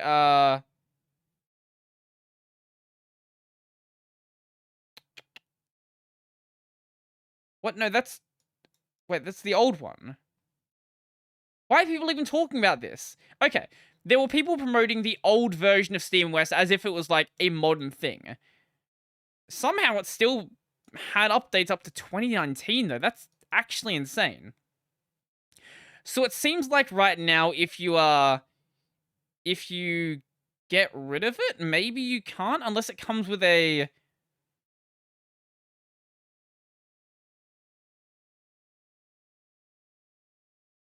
Wait, but I was on the downside of... Okay, yeah, so I think right now, if you uninstall SteamOS 3, so all those people that said, I'm going to uninstall Windows, I don't think you can actually reinstall SteamOS 3 yet. Unless there's... Let's see if we can find something from when from when the new version, or when the SteamOS 3, or when the Steam Deck came out. Is there anyone talking about it now? Decks reach customers. Yeah, so far it seems like we don't have it, unless I can find it somewhere. I didn't even think of looking for this. SteamOS 3 ISO.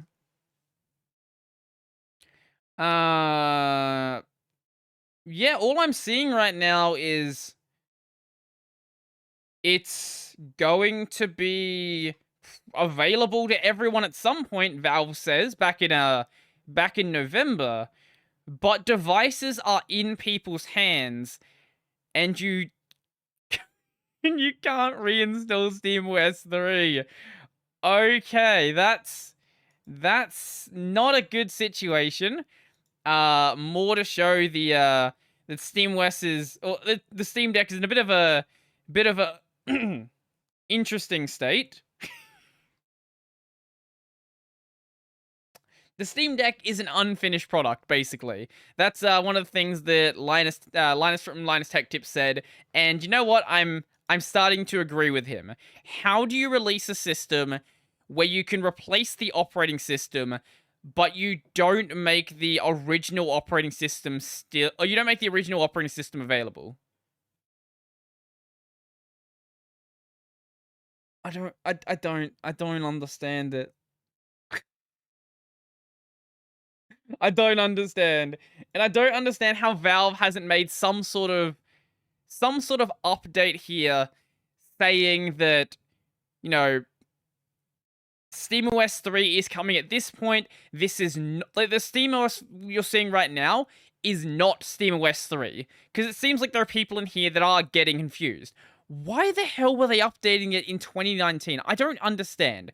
Steam machines were well dead since that point. I have no idea why they've kept it on life support for so long. Add an update to your page, Valve. Say this is not the SteamOS that you're running on the Steam Deck, so you stop confusing people. Someone from Valve is listening to this, do it. Or if someone with connections to Valve is listening to this, please get them to do it, because it's really, really annoying.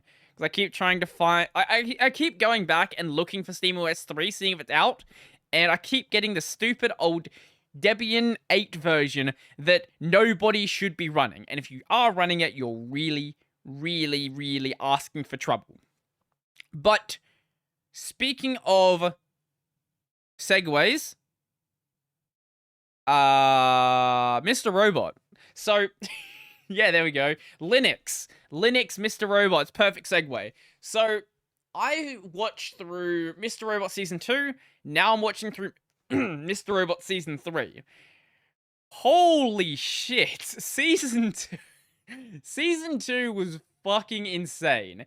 This is going to be spoilers for Mr. Robot Season 2 and 3. So, if you haven't seen them and you're going to, I recommend you go and do so before you listen to this section. So, the general overarching thing of Season 2 is Elliot has completely lost his mind, to the point where he's perfectly happy to accept that reality isn't happening around him. So you find out at the end of that season that everything you've been seeing, because Elliot has this discussion with the viewer, and you knew about things that you weren't telling Elliot. He didn't trust you at the start of Season 2. So throughout most of that season, you think that he's living with his mother and, you know, meeting up with his mate Leon, going to the cafe, watching some basketball, just trying to fit in with the world and laying low. You find out all of that was bullshit, because he was actually in prison for 3 months. And what was actually happening was he didn't want you to see what was actually going on in the world. So he was showing you this fake vision. It's not that, you know, the basketball and Leon were fake. It's everything else. So you thought he was, you know, living in his bedroom.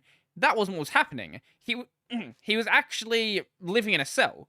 and the person you thought was closing his door at night and saying see you in the morning, you thought was his mother, but actually was just a female prison guard.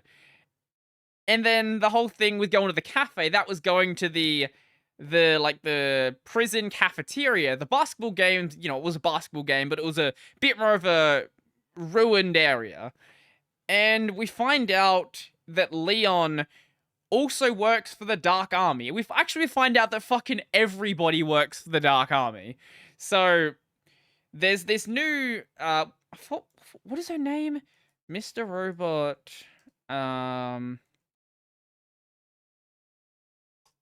What was her name? Dom. So we find so Dom is a new main character, antagonist, whatever. It's hard to tell who's a protagonist in this series. Everyone sort of like there's different moral reasons for things that are happening. So we meet Dom. Dom is a member of the FBI. She is trying to track down F Society, and we find out that her boss, who is the, I guess,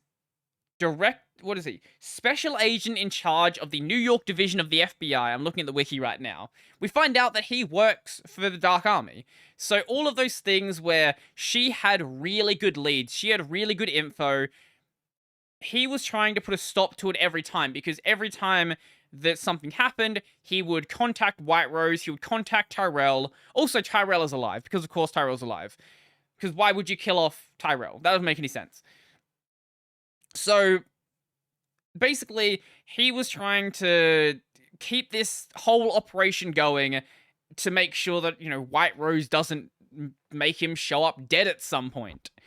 And, man, season 2 was such a good season. Like, it's hard to break down what was happening. We also found out, like, more about the relationship between Elliot and Mr. Robot, but also finding out that we don't actually know anything about it whatsoever. So it came to a point where they had a sequence of chess games, and every single time the game ended in a stalemate. Now, a stalemate every single time, like tens of games, is statistically impossible. But what Mr. Robot wanted Elliot to realize is all of these actions that he is taking are actually actions being taken by Elliot. Mr. Robot can't do anything without Elliot being there. Which turns out later to be not 100% true. It's more like he was trying to bring Elliot over to his side. But it got them more on a, I guess, on a more friendly level than they were before. But due to some stuff that then happens in season 3, we find out that he's not a good relate. Actually, in season 2 as well, we find out that it falls apart completely. So it turns out that at some point, Mr. Robot disappears, and for whatever reason, Elliot doesn't know what's happened to him. But he realizes at some point that he's losing time throughout the day. Usually that time is at night, when Elliot is sleeping. So Mr. Robot was waking up during the night, going and doing things, working with Tyrell and the Dark Army, and Elliot had no idea what was going on. Where was I going with this? Right, but at some point, I guess because Elliot is having his mental breakdowns, as he always does, the barrier between them, it gets weaker, and the swapping ends up happening far, far quicker. This happens in Season 3. So there's a section in Season 3 where Mr. Robot had a plan to blow up the E-Corp building where they were storing all of the paper records. But Elliot was trying to sort of send the paper records elsewhere, but he had no idea how much the Dark Army knew about what was going on. They were fully aware of the fact that the paper records were being split up. They were happy to blow up one building, but Elliot realizes after all of this goes down what he did. The paper records got destroyed either way, but he realized that if he kept all of the paper records in one location, the only building that would be blown up is the one that he saved. He sort of caused more destruction by trying to stop what was going on. He thought that F Society was more than it really was. F Society is just a small hacker group that didn't really have that much power. The only reason they were allowed to operate is because the Dark Army found them to be convenient. The Dark Army the entire time has been working with E-Corp. White Rose literally works alongside Philip, and the only things that are allowed to happen are things that White Rose allows to happen. This is about halfway through Season 3. I don't know what's going to happen for the rest of it. I have no idea what's going to happen in Season 4, but I'm really excited. Oh, the other thing is that Angela gets sort of brought into both the Dark Army and also F Society. So prior to the prior to F Society splitting up, because the FBI is like hot on their trail, they end up actually recruiting Darlene as an informant. Angela gets introduced to Trenton, Mobley, the rest of the group. And because they need to perform a hack on E-Corp, and she works currently at E-Corp, they use her to go and plant a femtocell and basically intercept all of the FBI mobile phones that are... Yeah, intercept all of the FBI mobile phones, because the FBI was, at that time in Season 2, was operating outside, or operating out of, not outside, out of the 26th floor, I want to say, of the E-Corp building. Or 23rd or 26th, whatever floor it was. So, they have to teach Angela how to hack. And she's not great at it, because she's never used a terminal, but she manages to get through it, plant the femtocell, do all that stuff. But we realize later on that Angela ends up having a discussion with White Rose and gets recruited into the Dark Army, and she's the one who is responsible for trying to blow up the New York building. Elliot eventually stops that, but she has a mental breakdown realizing what actually happened. Like, the building that she tried to blow up, firstly, she thought it was going to be evacuated. It was never evacuated because Elliot called in a bomb threat. Because there was no bomb, they just brought people back into the building. Which, after about an hour of checking for a bomb threat, doesn't seem like a very thorough bomb threat when you have a 26th floor building. But, sure. You'd think they'd do a bit more of a thorough search, but it is what it is. Angela has a complete mental breakdown, realizing, like, 4,000 people died because of this plan. Because of her working with the Dark Army, even though her input didn't really have any, I guess, control over what happened. She didn't get the building she was trying to blown up. But she realized that she was a part of this plan, and she realizes what the Dark Army was really trying to do. They didn't care if people died.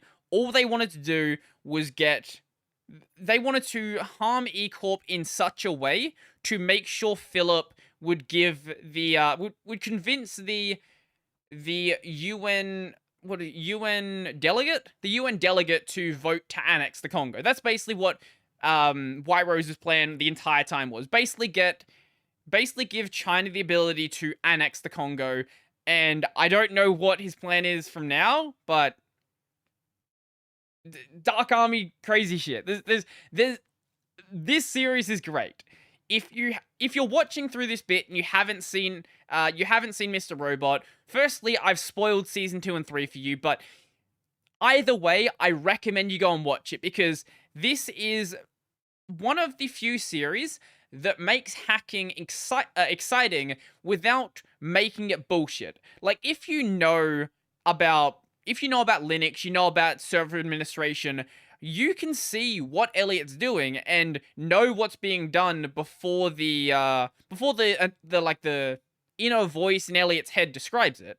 So there's one scene where, is it Elliot who did it? I think it was it Elliot? Was it Darlene? Someone performed a ransomware attack on E-Corp and encrypted all of their systems.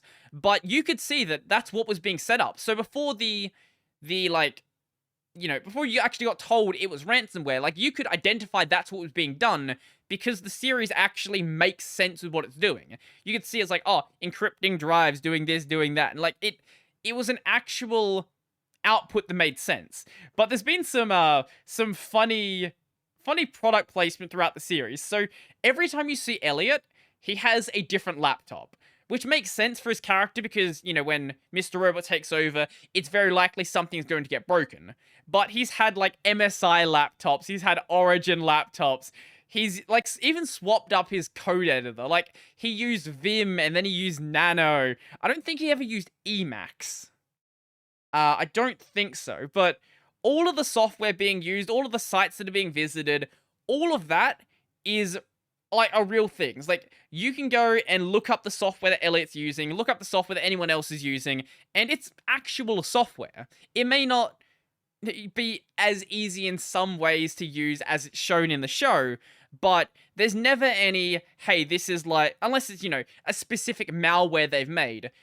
Any of the software they use to intercept people or edit code or anything like that, all of that is actual software that exists, which is a nice touch as well. It is a nice touch and a nice change from the typical movie hacker scenes you get. Not to say that I don't enjoy movie hacker scenes. Like, we all know is it CSI Miami that had the hacker scene that I love?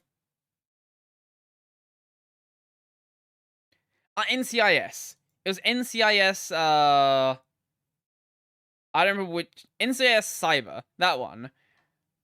Where you have 3 people, was it 3 or 2? It was too many people, more than one, all typing on the same keyboard.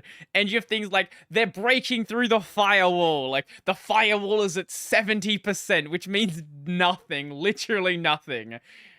And then at the end, like, someone just unplugs the computer, because that's gonna stop the hackers that are on a different server. But I enjoy the movie hacker scenes, but I would like to see more of the actual, this is something where we did our research, we know what it looks like to use a terminal, and we want to make this be, realistic in some way.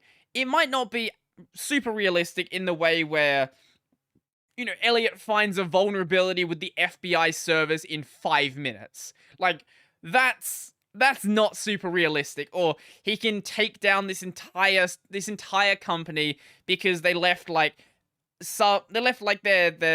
like telnet open or something like that.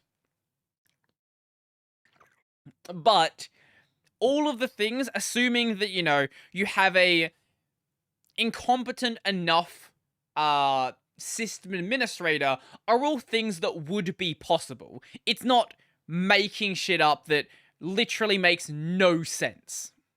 And now we're on the home stretch for the podcast. I have no idea why I tried to go for 2 hours today. It's been not a great experience for me. For whatever reason, my throat's been playing up since earlier this morning. I did 2 videos already, so I guess I just, like, brute force my way through it. Look, just drink water, stay hydrated, and you'll somehow make your way through it. So hopefully by tomorrow, it's not gonna be a problem. Not that I'm streaming right now because of my connection, but there is a video I do want to record. So this is breaking basically right now as I'm recording this. So there's been a hack on Nvidia. This great segue from Mr. Robot, actually. And the hacking group that did it is basically, it's got basically as dumb of a name as F Society. So the group's name, actually, I'm going to focus on the other window here. So if we go over to this one, where is it? Wait, do it. Oi, mate. There we go. The group is called Lapsus. Their name is Lapsus. Now, I don't know if putting sus in your name is a way to make the government think you're a bunch of script kiddies who have no idea what they're doing, but I love the fact that their name is Lapsus. So, there is one article in here listing out the demands they had. Is it here? Okay, this is one of the demands they had. We are not sure how we will leak the data yet. Actually, here we go. We'll start from the first one. Here is the password hashes from all NVIDIA employees. Soon we leak data about the RTX GPUs and such. Password hashes aren't that big of a deal. If you just have password hashes, like that's... It's a password hash. Like, you can't really do much with that unless you crack the hashes or you brute force the... I guess, rainbow table or all the other methods to reverse engineer the hash. But data about unreleased GPUs, that might be a big deal. We're not sure how we'll leak the data yet. We think it will be in 5 different releases. It's very large, almost 1 terabyte. On another note, if NVIDIA contact us in email and pay a fee, we will ensure the data isn't leaked. We expect initial contact on or before Friday. So, following this, now, can we find, is it in here? Encrypt. Ransom. Is it in this article or is it in a different one? So, I don't think it's in this one. They claim, actually, is this article linked to it? Yes. So, this group following that then claimed that NVIDIA compromised their systems. Actually, no, this is the same thing. Claimed that NVIDIA compromised their systems. So to address all the rumors about how NVIDIA hacked us, it's simple. Access to NVIDIA employee VPN requires the PC to be enrolled in MDM, Middle Device Management. With this, they're able to connect to a VM we use. Yes, they successfully encrypted the data. However, we have a backup and it's safe from scum. So they hacked NVIDIA, and supposedly NVIDIA hacked them back. Now they've changed what their demands actually are. Is it here? Where is it? Schematics, hope removed. I had an article open just before, or like earlier this morning. I want to find it. Is this it? The hackers, that's the same one. Wait, did I just open up the same article twice? I took a brief break and I found the link. So Laplas says, after evaluating our position and NVIDIA's, we decided to add one more requirement. We request that NVIDIA commits to completely open source and distribute under a FOSS license their GPU drivers for Windows, macOS, and Linux, from now on and forever. If this request is not met, on Friday we will release the complete silicon graphics and computer chipset files for all recent NVIDIA GPUs, including the RTX 3090 Ti and upcoming revisions. Of course, this includes all files with extensions such as .v, .vx, .vg, and more. I don't know what those files are, but I imagine there's some sort of internal documentation or internal, maybe driver files or firmware or something like that. I don't know. So, NVIDIA, the choice is yours. Either officially make current and all future drivers for all cards open source while keeping the Verilog and chipset trade secrets well secret. I don't know what Verilog is. I'll have to look into that one. Or not make the drivers open source, making us release the entire silicon chip files so that everyone not only knows your driver's secrets, but also your most your most closely guarded trade secrets for graphics and computer chipsets too.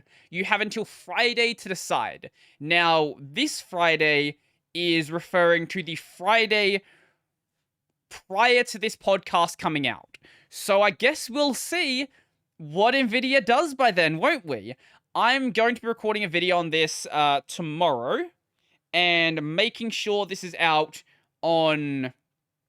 I guess it'll be out by Friday.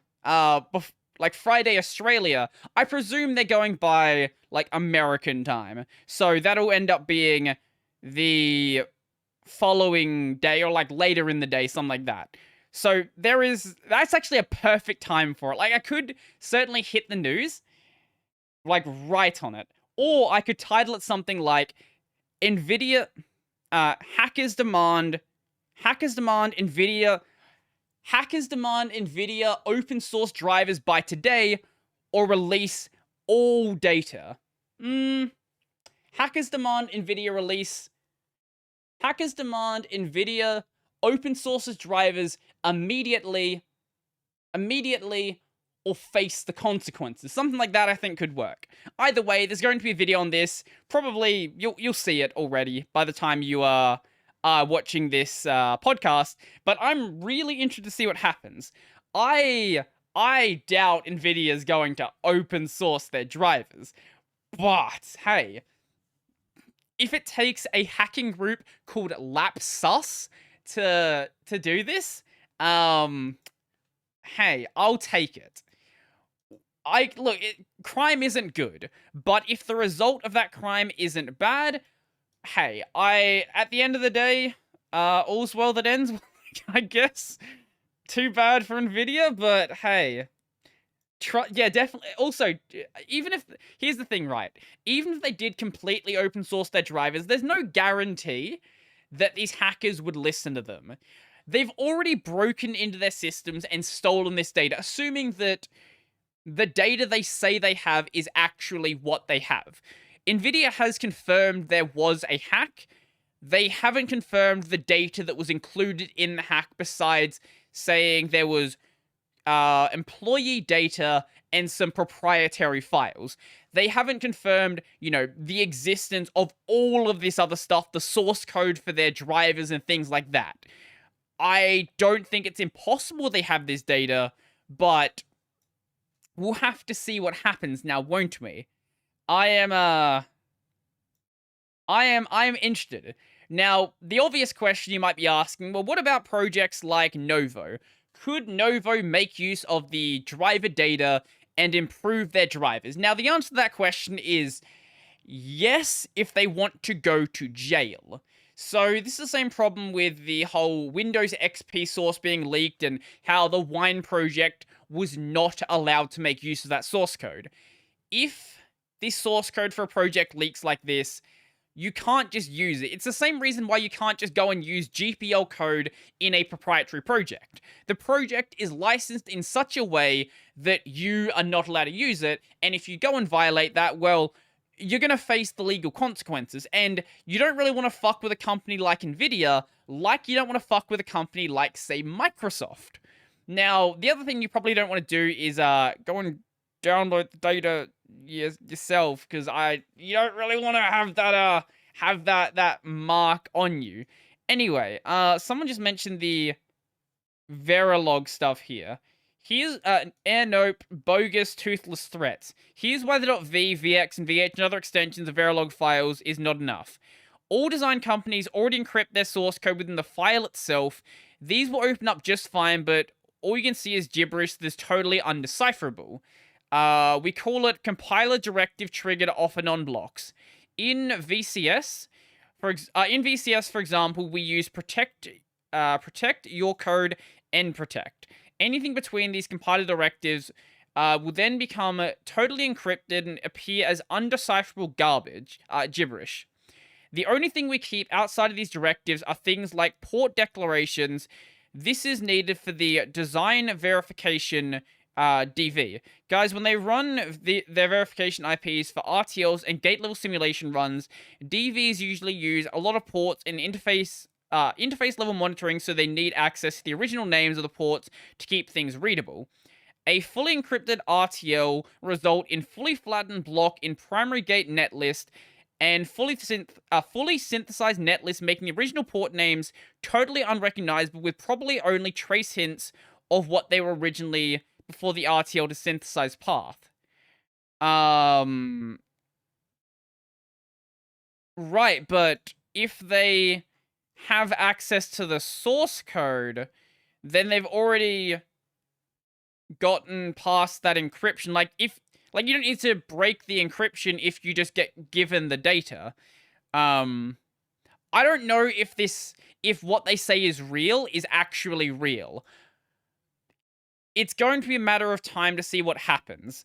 What did I tell you? Fake hack. This was Nvidia's intention, but it doesn't want to offend invested parties by going open source. So they made a fake cyber attack to make it look like they're being strong-armed. Nvidia could just not go open source. What are you talking about? Nvidia will not cave to hackers. Probably not. No, they probably won't. This group's a joke. Releasing Nvidia's source code is no problem. No company will touch it. That's true, but it doesn't matter if no company... Well, here's the thing. No Western company will touch it, but there are countries that don't really care about Western IP law. One of those being China. And that would be, assuming what they say is real, that would be really, really bad then. If they have everything on Nvidia, that would give someone with the knowledge and know-how and the machinery to do so to completely remake an Nvidia card and do whatever they want with it. But even so, if the drivers do get leaked, this does give a lot of push forward to the volunteer groups who aren't making money from it, who are doing things like, you know, trying to eliminate the low hash rate restriction, making custom drivers for other use cases and things like that. Even if no reputable company is going to do it, there are still going to be community projects that make use of that source code and do basically whatever they want with it. I'm going to make a video of this. I'm very excited to see what happens, but I don't think it's going to make Nvidia open source their drivers. But hey, maybe I could be wrong. So that's going to be pretty much it for me then. There are a couple of things I should have mentioned, like Queensland and New South Wales are flooding right now. But well, yeah, Queensland and New South Wales are flooding. So if you're in that situation, stay safe. Stay safe and buy a boat. Actually, buy a boat last week, and then you'll be good. So anyway, that's going to be pretty much it for me.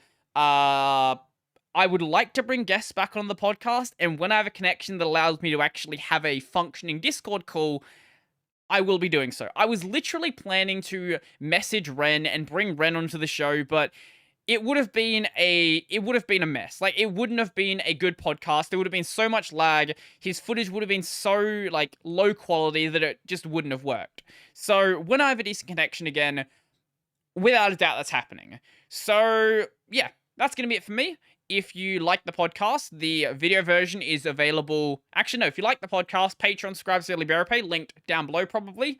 I've got my main channel, that is Brody Robertson, where I do Linux videos, and you can go and see me talk about this Nvidia hack, and maybe do a follow-up if the hack doesn't have anything released from it. And I've got my gaming channel, which is going to lie dormant for quite a bit, because I can't stream on it, but I've got enough clips to keep it going at least for a month or so we'll see how that goes. And then this podcast is available as a video release basically anywhere. The gaming channel, what am I saying? The audio release is available. No, I'm completely forgetting. Video release is on YouTube, just YouTube, because uploading to Odyssey right now with a shitty connection isn't happening. But when the connection comes back, it will be on Odyssey as well. The audio release is available on where you find audio podcasts. I apologize for the absolute mess of an outro and how much stuttering I probably did during this episode and how many cuts there were, but it is what it is. So that's going to be it for me, and I'm out.